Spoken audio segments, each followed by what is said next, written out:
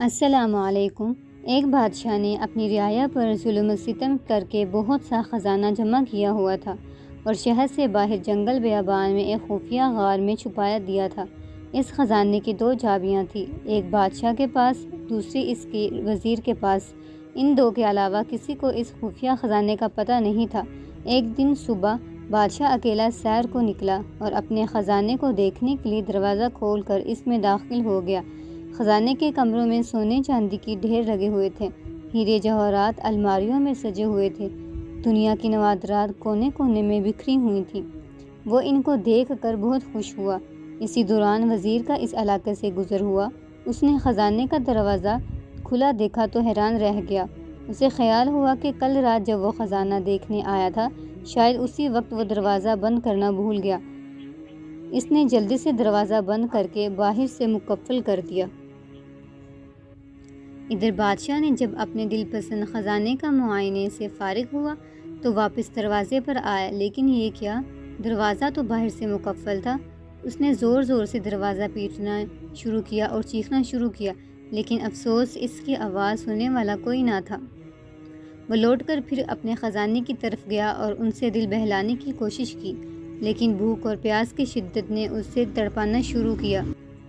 وہ بھاگ کر دروازے کی طرف آیا، لیکن بددستور دروازہ بند تھا۔ وہ زور سے چیخا چلایا، لیکن وہاں اس کی فریاد سننے والا کوئی نہ تھا۔ وہ نڈھال ہو کر دروازے کے پاس گر گیا۔ جب بھوک پیاس اور بڑھ گئی، تڑپنے لگا تو رینگتا ہوا ہیرے کی تجوری تک گیا۔ اس نے اسے کھول کر بڑے بڑے ہیرے دیکھے جن کی قیمت لاکھوں میں تھی۔ اس نے بڑے خوشامدانہ انداز سے کہا، اے لکھ پتی ہیرو، مجھے ایک وقت کا کھانا دے دو۔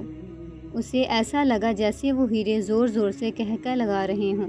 اس نے ان ہیروں کو دیوار پر دے مارا، پھر وہ گھسیٹتا ہوا موتیوں کے پاس گیا اور ان سے بھیک مانگنے لگا، اے آبدار موتیوں، مجھے ایک گلاس پانی دے دو۔ لیکن موتیوں نے ایک بھرپور قہقہ لگایا اور کہا، اے دولت کے بیچارے، کاش تو نے دولت کی حقیقت سمجھ لی ہوتی۔ تیری ساری عمر کی کمائی ہوئی دولت تجھے ایک وقت کھانا اور پانی نہیں دے سکتی۔ بادشاہ چکرا کر گر گیا۔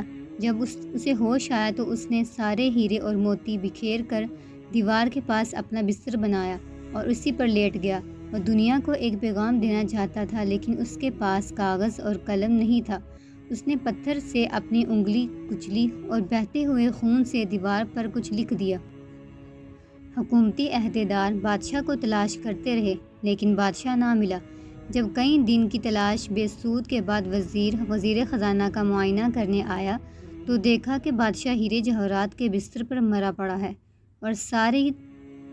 اور سامنے کی دیوار پر خون سے لکھا ہے، یہ ساری دولت ایک گلاس پانی کے برابر بھی نہیں ہے۔